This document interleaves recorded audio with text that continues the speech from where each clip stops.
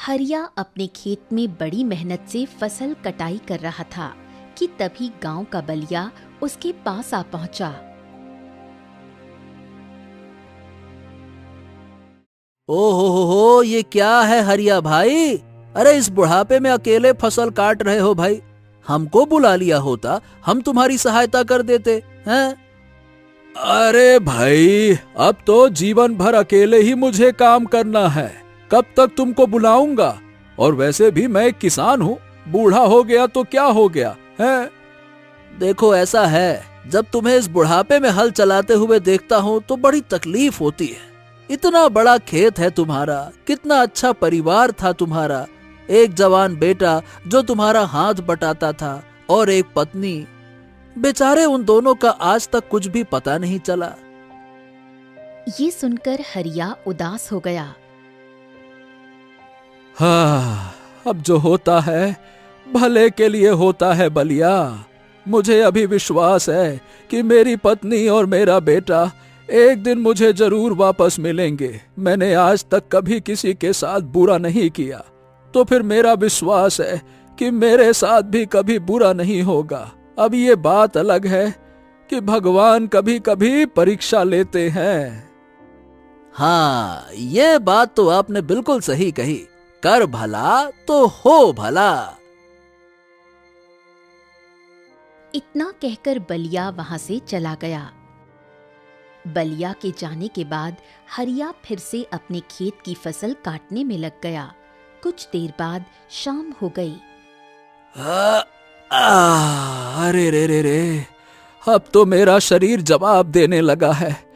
हाँ, मुझे अब घर वापस जाना चाहिए। इतना कहकर हरिया घर चला गया और अकेले अपने लिए रोटी बनाने लगा।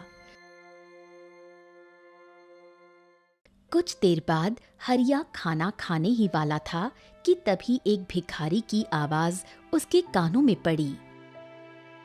भगवान के नाम पे कुछ तो दे दो, मैं 2 दिन से भूखा हूँ, कुछ तो दे दो। कर भला तो हो भला। इतना कहकर हरिया अपना सारा भोजन बाहर ले आया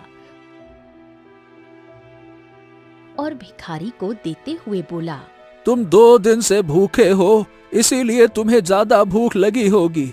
जो है पूरा भोजन तुम ले जाओ, खा लो, जाओ। भिखारी हरिया को ढेर सारी दुआएं देता हुआ वहां से चला गया।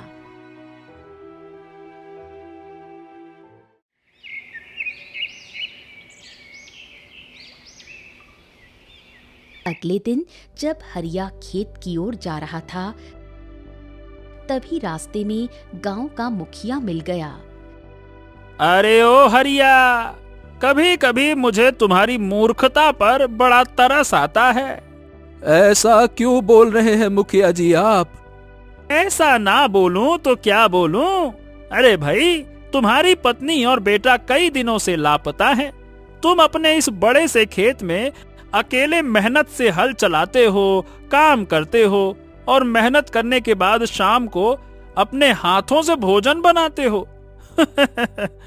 और कल मैंने देखा कि एक भिखारी तुम्हारे दरवाजे पे आया और तुमने सारा पका पकाया भोजन उसको दे दिया और खुद भूखे सो गए। मुखिया जी, कर भला तो हो भला। वो भिखारी बोल रहा था कि वो बेचारा 2 दिन से भूखा है। अब भला तुम ही बताओ, क्या 1-2 रोटी से उसका पेट भरता? अगर किसी भूखे को भोजन कराना है तो उसे पेट भर के ही कराना चाहिए। भूखे पेट को भोजन कराना पुण्य का काम है। हाँ, ये बात तो सही कही, लेकिन भाई इसका मतलब ये भी तो नहीं कि खुद भूखे रह जाओ। हरिया मुखिया की बात का कोई जवाब नहीं देकर वहां से चला गया। फिर से अपने खेत में काम करने लगा। उधर मुखिया अपने घर की ओर जा रहा था। तभी अचानक गांव में एक काला कुत्ता उसे दिखाई दिया। ये काला कुत्ता तो मेरे गांव का नहीं लगता। आखिर ये यहाँ कहाँ से आ गया? कहीं ये कोई जंगली कुत्ता तो नहीं? तभी वो काला कुत्ता मुखिया को घूर कर देखने लगा। ओहो हो, ये तो मुझको ऐसे घूर रहा है जैसे मुझको जानता हो। क्यों रे, काटेगा क्या? मुखिया ने इतना कहा ही था कि अचानक उसका पैर फिसल गया और वो बुरी तरह गिर पड़ा। ये देखकर कुत्ता वहां से भाग गया। अरे रे रे रे रे दैया रे दैया! अरे रे रे रे रे रे रे रे! इस मनहूस कुत्ते की वजह से ही मैं फिसला हूँ। न जाने कहां से आ गया ये मनहूस कुत्ता। रे रे रे रे रे रे रे रे! से उसी समय मुखिया की पुत्री राधा वहां से गुजर रही थी। अपने पिता को गिरा हुआ देखकर वो भागी हुई वहां आई। पिताजी, क्या हुआ? अरे अब क्या बताऊं बिटिया राधा। एक कुत्ता गांव में मंडरा रहा था जो मुझे देखकर घूरने लगा। अचानक से मेरा पैर फिसला और लगता है कि मेरे पैर में भयंकर मोच आ गई है। जरूर कोई मनहूस कुत्ता होगा। आपको क्या जरूरत थी उसे देखने की? चलो, आपको वैद्य जी के पास ले चलती हूँ। राधा मुखिया को लेकर वैद्य जी के पास गई। वैद्य मुखिया की टांग का निरीक्षण करता है। देखो, तुम्हारे पैर में तो बड़ी भयंकर मोच आई है। मैं कुछ जड़ी बूटियां दे रहा हूँ।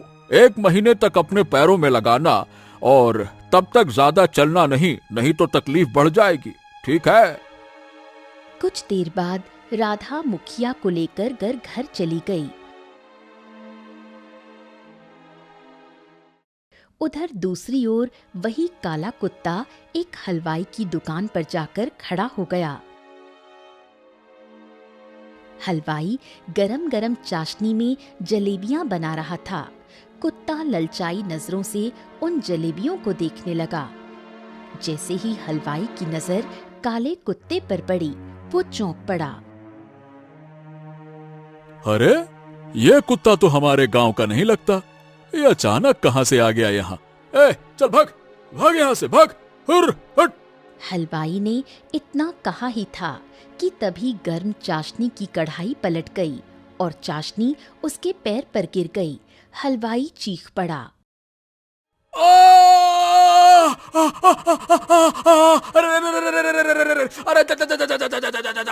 अरे जल गया, सारा पैर जल गया रे।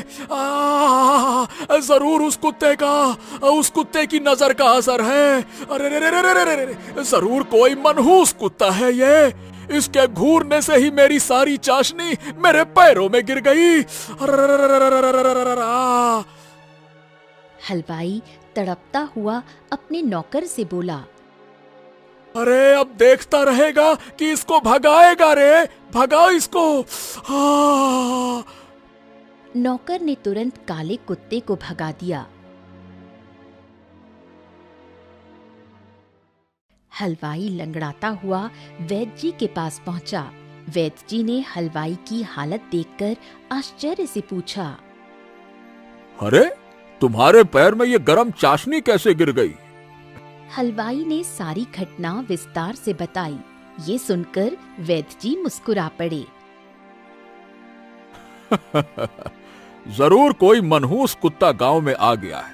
कुछ ही देर पहले मुखिया जी भी आए थे। उनके पैर में भी भयंकर मोच थी और उन्होंने भी यही कहा था कि एक काला कुत्ता उनको घूर रहा था। अब तुम भी यही कह रहे हो कि काले कुत्ते को देख रहे थे और तुम्हारे ऊपर चाशनी गिर गई।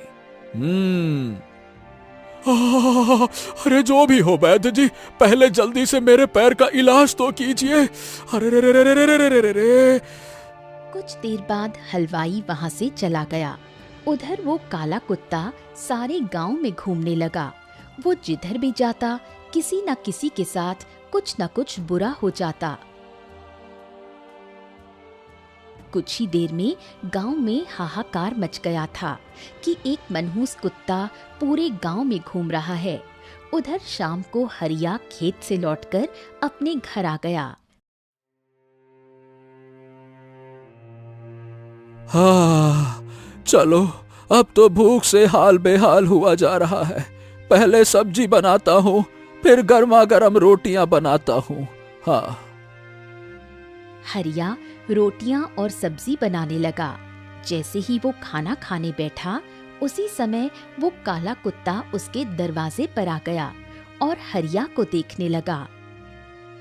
ओहो, लगता है कि बेचारा भूखा है, इसीलिए भोजन की ओर देख रहा है। रुक जा, मैं देता हूँ तुझको। हरिया ने एक रोटी कुत्ते की ओर फेंक दी। कुत्ते ने रोटी तुरंत खा ली। हरिया ने दूसरी रोटी फेंकी, वो भी खा गया। धीरे धीरे करके हरिया ने सारी रोटियां कुत्ते को खिला दी। सब खाकर कुत्ता हरिया को घूरते हुए बोला, मैं काफी समय से भूखा था। मुझे बहुत जोर की भूख लगी थी। पूरे गांव में मुझे किसी ने कुछ नहीं खिलाया। सुबह से भूखा हूँ। तुम्हारे अलावा किसी ने मुझ पर दया नहीं की।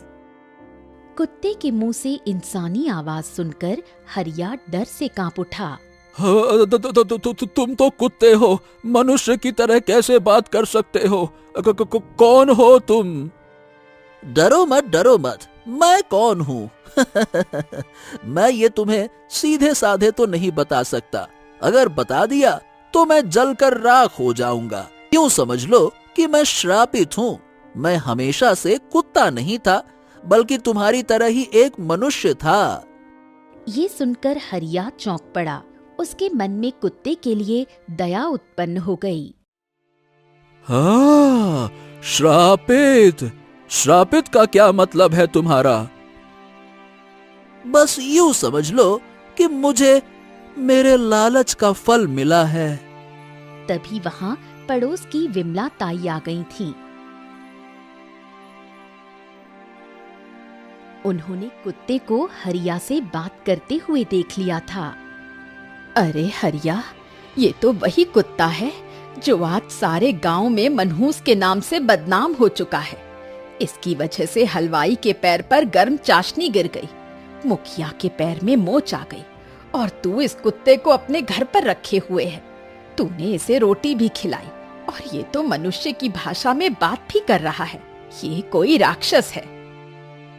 अरे नहीं विमला ताई, मेरा मन नहीं मानता कि ये कोई राक्षस है। अरे ये तो बेचारा श्रापित है, श्रापित। अब तू ये मत बोलना कि अगर ये शापित है तो तू इसे शाप से मुक्त करने का कोई उपाय तलाशेगा, क्योंकि मैं तेरे मुंह से ये कर भला तो हो भला वाला वाक्य सुन सुनकर थक चुकी हूँ। मैं तो यहाँ सिर्फ इसलिए आई थी कि तेरे लिए खाना बना दूं, क्योंकि मैं तुझे कई दिनों से अकेले खेत में काम करते हुए और खाना बनाते हुए देख रही थी। पर मुझे क्या पता था कि यहाँ मुझे इतना बड़ा आश्चर्य भरा दृश्य देखने को मिलेगा। इस कुत्ते को तुरंत बाहर निकाल दे। नहीं, किसी भी कीमत पर नहीं। मैं अब भी यही कहता हूँ, कर भला तो हो भला। विमला ताई गुस्से से पैर पटकती हुई वहां से चली गई। हरिया कुत्ते की ओर देखकर बोला, हाँ, देख तू चिंता मत कर, मैं बहुत थका हुआ हूँ। मुझे अभी नींद आ रही है। तू यही मेरे घर पर रह। सुबह हम दोनों बैठकर बात करेंगे और तेरे श्राप से मुक्त होने का कोई न कोई उपाय जरूर खोजेंगे, ठीक है?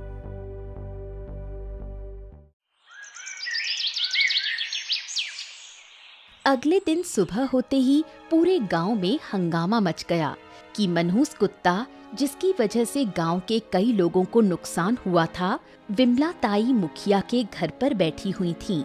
मुखिया लेटा हुआ था, पैर पर पट्टी बंधी थी।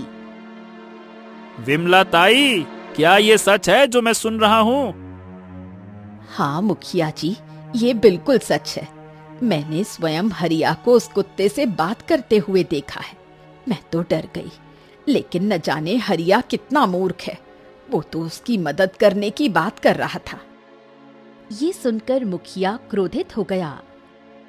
अरे, कहीं ये हरिया अपने कर भला तो हो भला के चक्कर में पूरे गांव का नुकसान न करवा बैठे।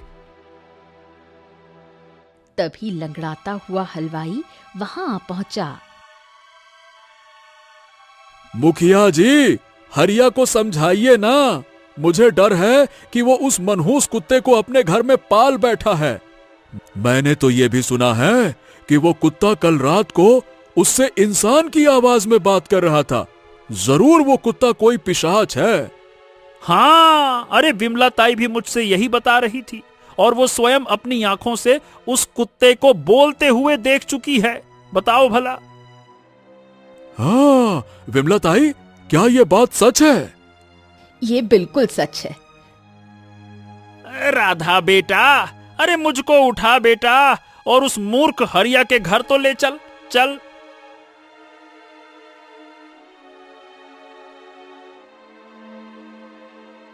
राधा ने अपने पिता को सहारा दिया और हलवाई व विमला ताई के साथ हरिया के घर की ओर चल पड़ी।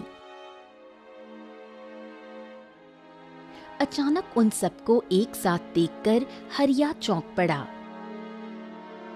आप सब लोग यहाँ? हाँ, बोल तो तू वैसे रहा है जैसे तुझे कुछ पता ही नहीं है। अरे मैं कहता हूँ तू उस कुत्ते को तुरंत निकाल दे, वरना गांव वाले मिलकर उसे जान से मार देंगे। ऐसा करने की सोचना भी मत मुखिया जी। वो कुत्ता मेरी शरण में है और वो बेचारा श्रापित है। वो खुद कह रहा था कि पहले वो एक मनुष्य था। अगर हम उसकी मदद नहीं करेंगे तो भला कौन करेगा, हैं? अरे तू जानता नहीं हरिया, कल जब मैं जलेबियां बना रहा था तो जैसे ही उस कुत्ते ने मुझे देखा, अरे मेरी कढ़ाई मेरे टांग पर गिर पड़ी और ये देख मेरी टांग जल गई। क्या पता तुम्हारा ध्यान ही कहीं और रहा हो और कढ़ाई पलट गई हो। देखो भाई, मुझे तो लगता है कि वो कुत्ता भूखा था और केवल तुम्हारी जलेबियों को देख रहा होगा। तभी वो काला कुत्ता वहां आ गया और सभी को देखते हुए बोला, ये सही कह रहे हैं, मैं सच में भूखा था। कुत्ते के मुंह से मनुष्य की आवाज सुनकर सभी लोग कांप उठे। देख हरिया, मैं तुझे शाम तक की मोहलत देता हूँ। इस कुत्ते को निकाल दे, समझ गया? हाँ, और अगर तूने उसे नहीं निकाला तो हम सब गांव वाले मिलकर तुझे गांव से बाहर निकाल देंगे। जब सारे गांव वाले कह रहे हैं हरिया चाचा, तो आप इस मनहूस कुत्ते को क्यों नहीं निकाल देते?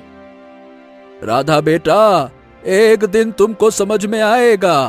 कर भला तो हो भला। कर भला तो सर पे आई बला। मेरी बात ध्यान से सुन। शाम तक का वक्त देता हूँ तुझको, उसके बाद हम तुझसे बात नहीं करेंगे, बल्कि तुझे और तेरे इस बोलतू कुत्ते को गांव से बाहर धक्के मारकर निकाल देंगे। समझ गया? चलो। मुखिया, राधा, विमला ताई और हलवाई गुस्से में वहां से चले गए। कुत्ता रोने लगा। अरे अरे चुप हो जाओ, चुप हो जाओ, इनकी बातों में मत आओ। अब तुम हमको ये बताओ कि तुम्हें श्राप से मुक्ति कैसे मिलेगी? क्या तुमने कनिष्ठ जंगल का नाम सुना है? हरिया ये सुनकर चौंक गया। हाँ, उस जंगल के बारे में तो बहुत ही विचित्र अफवाहें मशहूर हैं। कहते हैं कि वहां कुछ दैवीय शक्तियां शासन करती हैं और कोई भी उस जंगल से लौट कर नहीं आता। मेरी वहां पर एक घायल मैना मित्र फंसी हुई है, एक सोने के वृक्ष के पास, जो कि एक मायावी वृक्ष है। कहते हैं वहां पर किसी समय देवताओं का वास हुआ करता था। वो मित्र घायल है। सबसे पहले तुम्हें मेरे साथ वहां चलना होगा, उसी वृक्ष के पास। तभी मैं तुम्हें ये बता सकता हूँ कि हमारे श्राप का कारण क्या है। हरिया गहरी सोच में डूब गया। कर भला तो हो भला। चलो, मैं तुम्हारे साथ चलता हूँ, चलो। हरिया काले कुत्ते के साथ जंगल की ओर चल पड़ा। कुछ देर बाद वो दोनों जंगल की गहराई में प्रवेश कर चुके थे। काला कुत्ता एक स्थान पर ठहरकर हरिया से बोला, अभी भी समय है, सोच लो। आगे कनिष्ठ जंगल का रास्ता प्रारंभ होने वाला है। कर भला तो हो भला। जब मैंने तुम्हारी सहायता का वचन दिया है तो मैं उसे निभाऊंगा, चाहे मुझे कुछ भी क्यों ना करना पड़े। चलो। कुछ देर बाद हरिया और काला कुत्ता कनिष्ठ जंगल के भीतर पहुंच गए। वहां एक वृक्ष चमकता हुआ मौजूद था। वो पूरा वृक्ष स्वर्ण किरणों से चमक रहा था। ओह, बड़ी ही विचित्र बात है। ये तो पूरा सोने का वृक्ष मालूम पड़ता है। कुत्ता हरिया को लेकर उस वृक्ष के समीप चला गया। वहां एक मैना घायल अवस्था में पड़ी हुई थी। उसकी आंखों से निरंतर आंसू बह रहे थे। हरिया को देखकर उसकी आंखों से आंसू और भी तेज बहने लगे। अरे अरे, ये स्त्री मुझे देखकर और ज्यादा क्यों रोने लगी? अब समय आ गया है तुम्हें सब कुछ बताने का। अरे तो भाई बताओ ना, तुम दोनों श्राप मुक्त कैसे होगे? जिस सोने के वृक्ष को तुम देख रहे हो वो एक मायावी वृक्ष है। तुम उससे स्वयं पूछो। हरिया उस वृक्ष के सामने झुक गया। हे मायावी वृक्ष, कृपया करके बताइए कि इन दोनों को श्राप से मुक्ति कैसे दिलाई जा सकती है? तुम्हें इसके लिए अपने प्राण त्यागने होंगे। तुम यदि ऐसा कर सको तभी ये दोनों अपने असली रूप में लौट पाएंगे। हरिया ये सुनकर स्तब्ध रह गया।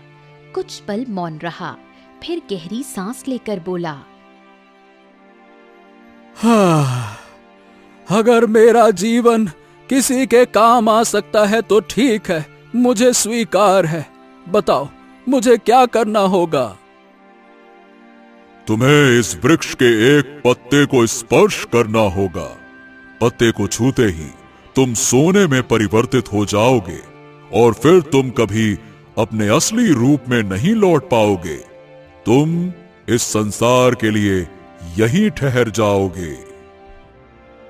हरिया ने बिना किसी झिझक के पत्ता छू लिया। उसी क्षण रंग बिरंगी किरणों से घिरकर कुत्ता एक सुंदर युवक में परिवर्तित हो गया और घायल मैना एक स्त्री रूप में उठ खड़ी हुई। हाँ, अरे अरे, तुम तो मेरे पुत्र आदित्य हो। और तुम रुक्मणी हो, मेरी पत्नी। हाँ, इतने समय से मेरा पुत्र मेरे साथ कुत्ते के रूप में था। तभी वहां एक साधु प्रकट हो गया।